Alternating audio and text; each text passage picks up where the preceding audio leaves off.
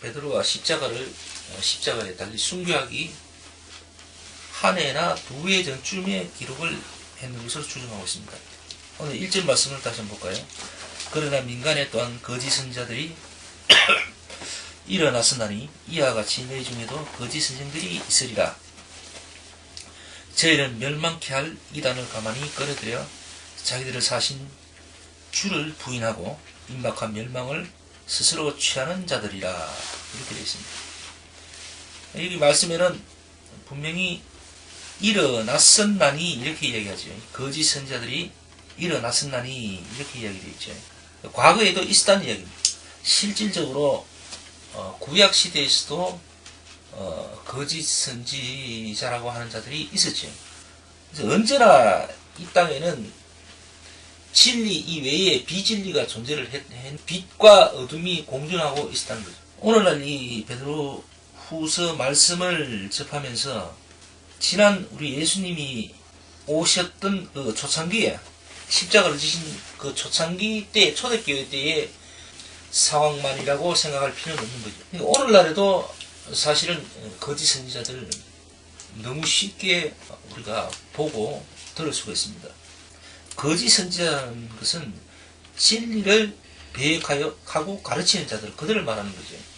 그러니까 하나님의 말씀의 본질을 호도하거나 바꾸어서 사람들에게 가르쳐서 그들에게 저주받을 사람으로 만드는 그런 자들, 그런 이단들을 이야기하는 거죠. 그런 이단들은 지금 오늘날의 이 시대라고 봐서는 명확하게 구분 지을 수 있는데, 근데 그 구분됨이, 분별함이 참 애매한 것이 말이죠.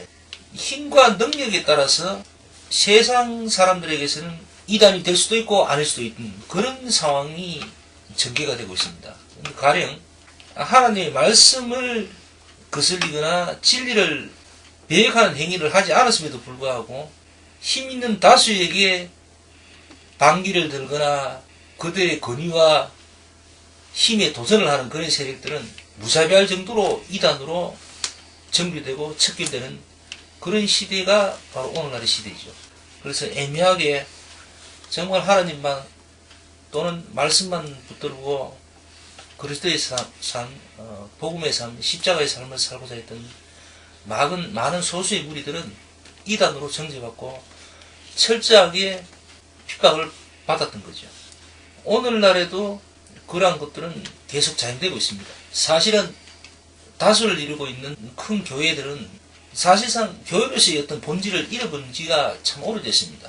왜냐하면 하나님의 말씀은 결국 십자가이고 그리스도가 되어야 되는데, 소위 희생과 섬김을 이야기하자면 그런 주제로 말씀을 전하면 사람들은 잘 듣질 않습니다.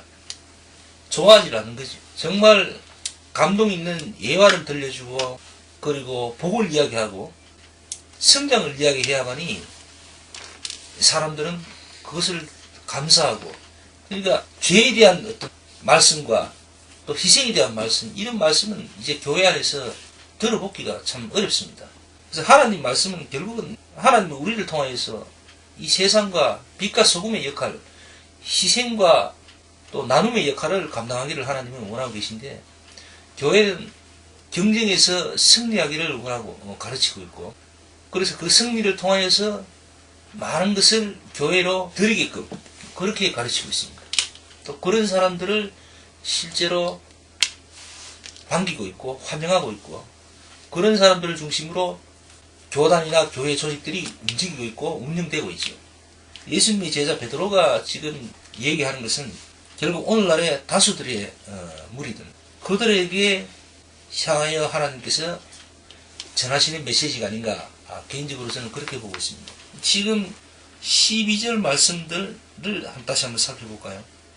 거짓 교사의 불법성을 가라 이야기하고 있는데, 제가 다시 한번 읽어드리겠습니다. 그러나 이 사람들은 본래 잡혀 죽기 위하여 난 이성 없는 짐승 같아서 그 알지 못한 것을 회방하고 제 멸망 가운데서 멸망을 당하며 불의의 값으로 불의를 당하며 낮에 연락을 기쁘게 여기는 자들이니 점과 흠이라 너희와 함께 연애할 때에 저희 간사하는 가운데 연락하며 음심이 가득한 눈을 가지고 범죄하기를 쉬지 아니하고 굳세지 못한 영혼들을 유혹하며 탐욕에 연단된 마음을 가진 자들이니 저주의 자식이라. 저희가 바른 길을 떠나 미혹하여 부올의 아들 발람의 길을 쫓는도다. 그는 불의의 삭슬 사랑하다가 자기의 불법을 인하여 책망을 받되 말 못하는 나귀가 사람의 소리로 말하여 이 선지자의 미친 것을 금지하였느니라. 이렇게 말씀하고 있죠. 이 말씀 가운데 보면은 이미 그들은 그렇게 저주받을 자들로 지명당한 사람들이라 그렇게 이야기하고 있습니다. 죽을 죄인들로서 이미 예정된 자라 이렇게 이야기하고 있는 거죠. 오늘날 교회에서 십자가가 우습게 되어버리고 참 복음의 진리가 훼손된 이 상황에서 많은 다수의 사람들, 교인들을 가르치는 자들은 이미 오늘 말씀처럼 예정된 자들입니다. 그들은 전혀 담대한 그 마음들을 돌이키려고 생각하지 않습니다. 양심이 화인맞은 자들인 거죠. 그들은 죄를 지어도 그걸 죄라고 생각하지 않습니다. 이미 도덕과 윤리의 기준이 그들에게서는 없는 거죠. 단지 그들은 성공을 이야기하고 있습니다. 성공신학이 그들의 모체가 되고 있습니다. 힘의 근원이 되고 있고요. 기복신앙이 그들에게 있어서 힘의 근원이 되고 있습니다. 그러니까 그것을 사람들에게 가르쳐서 꿈을 키워주고 불의한 희망을 심어주고 있는 거죠. 결국 모두가 죽을 망하는 길을 자처한 길이죠. 허망한 그런 엉뚱한 비진리와 비복음을 사람들에게 가르쳐서 심어줬습니다. 그것이 오늘날 다수의 교회들의 모습인 거죠. 이들에게서 우리가 무엇을 바라고 무엇을 얻을 수 있을까요? 정말 그들이 회복하고 돌이킬 수 있는 사람들이라 말씀은 이야기하고 있는 것일까요? 절대 그렇지 않습니다. 이들은 이미 예정된 자들입니다. 거듭 말씀드리지만은 이들은 그저 마지막 때에 알곡과 가라지들을 가리기 위한 그런 도구의 역할로서 존재하는 사람들일 뿐인 것입니다. 지금은 신불신간에 모두가 마지막 때라고 이야기하고 있습니다. 자, 그러면은 우리가 구원의 자녀로서 정말 예수 그리스도의 은혜의 복음의 자리로서 주의 나라로 가기 위한 예정된 자로서 우리의 모습은 어떻게 해야 될까요? 결국 그것은 이 땅에 지금 널리 퍼져서 불법한 것으로 사람들을 유혹하고 가르치는 자들에게서 멀어지는 것이겠죠. 빛은 빛이고 어둠은 어둠인 것이죠. 빛과 어둠이 공존할 수는 없는 겁니다. 그래서 오늘 이 베드로후서 2장 말씀은 결국 그들은 끝내 장래에 어떻게 되리라는 말씀을 이렇게 표현하고 있습니다. 17절 18절 말씀을 제가 다시 또 읽어드리겠습니다. 이 사람들은 물 없는 샘이요 광풍에 밀려가는 안개니 저희를 위하여 캄캄한 어둠이 예비되어 있나니 저희가 허탄한 자랑의 말을 토하여 미혹한데 행하는 사람들에게서 겨우 피한 자들을 음란함으로써 육체의 정욕 중에 유혹하여 19절 저희에게 자유를 준다 하여도 자기는 멸망의 종들이니 누구든지 진자는 이긴 자의 종이 됨이니라.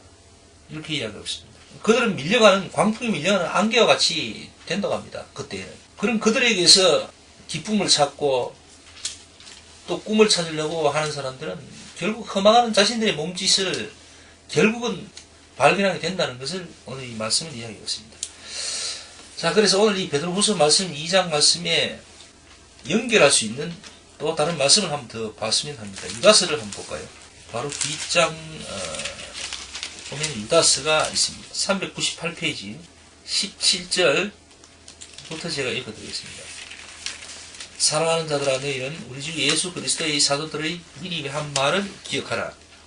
그들이 너희에게 말하기를 마지막 때에 자기의 경건치 않은 정욕대로 행하며 기롱하는 자들이 있으리라 하였나니 이 사람들은 당을 짓는 자며 육에 속한 자며 성령은 없는 자니라. 사랑하는 자들아 너희는 너희의 지극히 거룩한 믿음 위에 자기를 건축하며 성령으로 기도하며 하나님의 사랑 안에서 자기를 지키며 영생에 이르도록 우리 주 예수 그리스도의 긍휼을 기다리라. 이렇게 유다서 1장 말씀은 이야기하고 있습니다. 여기서도 다시 한번 이야기하고 있죠. 이미 불법한 거짓 선지자, 거짓 교사들이 존재한다는 것. 그리고 마지막 때에는 그들에게 심판이 있을 것을 이야기하고 있습니다. 19절에 뭐라고 하죠? 그 사람들은 당을 짓는 자들이라 그렇게 이야기하고 있습니다. 육에 속한 자들이며 성령이 없는 자들이라 그렇게 이야기하고 있습니다. 결국 이 말이 무슨 말입니까? 십자가 복음, 십자가의 희생 이런 거는 그 사람들에게는 없습니다.